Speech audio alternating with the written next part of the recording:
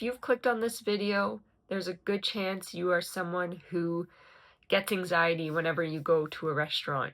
Maybe you get there and you want to enjoy the company you're with, you want to enjoy the food, but really all that's going through your head is trying to figure out an escape plan. And I get it. I get it because I've been there. Restaurants used to be the biggest trigger for my anxiety. I actually avoided them for years because it got so bad. I wouldn't go to restaurants. I would just order takeout, and I missed out. I missed out on a lot of different experiences, going out with friends, trying new dishes. But the good news is I have overcome this, and I've been able to actually enjoy restaurants, and I actually look forward to going to restaurants. I like trying new ones, and years ago this was never the case. So in this video I want to talk about the coping strategies, the tools that I've used to help me overcome my anxiety when going to restaurants. And if you're sitting there wondering who I am and why you should listen to me, my name is Rachel Sturm. I am the author of Happiness is Just a Mood, but more importantly, I'm someone who spent most of my life struggling with crippling anxiety and depression. It all started when I was a child and lasted well into my 20s. I've had a lot of dark days.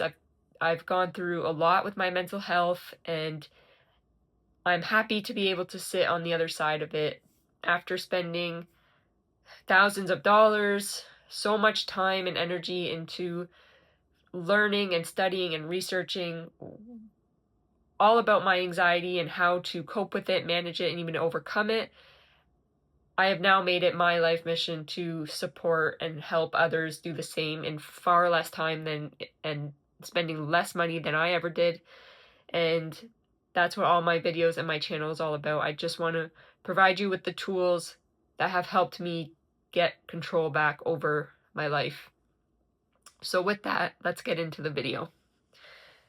So first of all, why restaurant? Why? I always wondered why restaurants trigger my anxiety so bad. Like, what is it about them compared to other places that just bring my anxiety from like a 4 to a 10? And for me, it was a lot of thinking about how I couldn't easily leave. I felt kind of trapped there.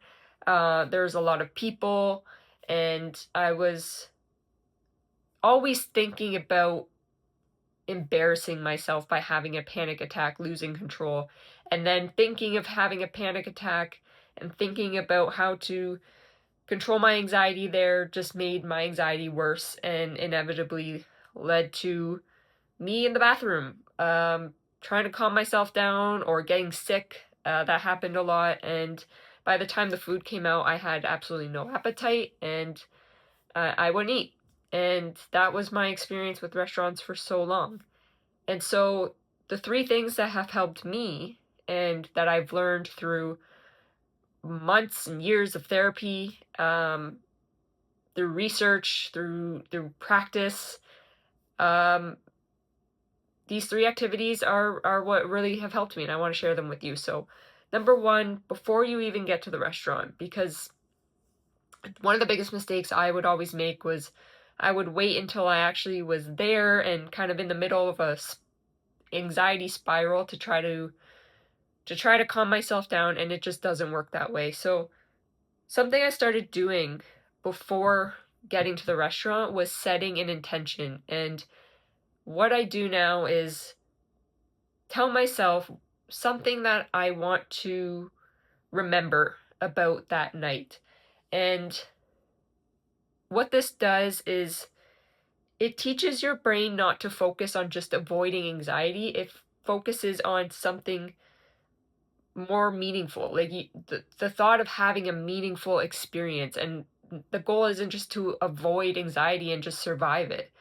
But before I go to a restaurant, I think about, yeah, what's one thing I want to remember? Maybe it's I want to have a good laugh with a friend I haven't seen in a while, or I want to try a new dish that I've been eager to try out. But just setting an intention that's not all about trying to avoid being anxious. And then when you're at the restaurant, something that has helped me a lot is to bring yourself into the present moment.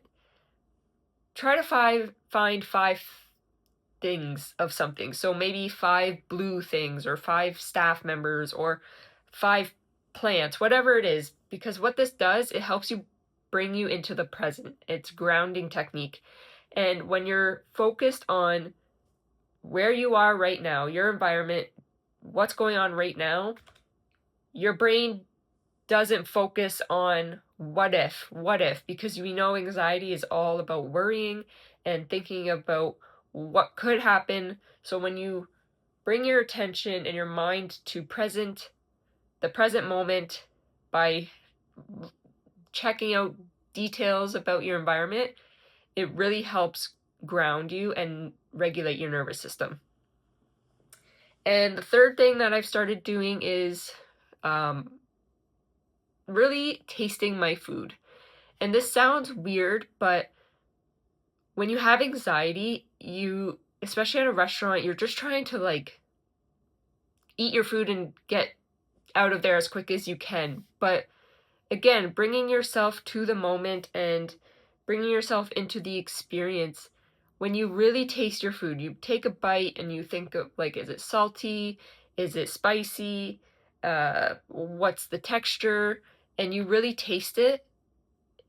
It again grounds you. It really brings you into the experience and doesn't give your brain that opportunity to just think of what could go wrong. And you're, again, not thinking about just avoiding your anxiety. These are 3 things that have helped me. I know they're simple, they seem kind of silly, but when you shift your mind and the way you think about things, it really does benefit you in the long run. And it takes practice. This isn't going to solve anxiety and panic attacks in one day. But the more you do it, the more comfortable and confident you will be. And I say this as someone, like I said at the beginning, I struggled with restaurants. I stopped going to them for years, and now I actually enjoy them. I recently, like last night, I went out for dinner with a big group. This morning, I had breakfast with a close friend. Those are things that I missed out on in my 20s, but I no longer miss out on them because of these activities that I've implemented into my life. So try one out. Let me know how it goes, or if there's something else that you find that works, share it in the comments. But don't forget to like and subscribe. Like I said at the beginning, my channel is all about just sharing with you the knowledge that I have and the tools that I have had to overcome my anxiety. Thank you, and I'll see you in the next one.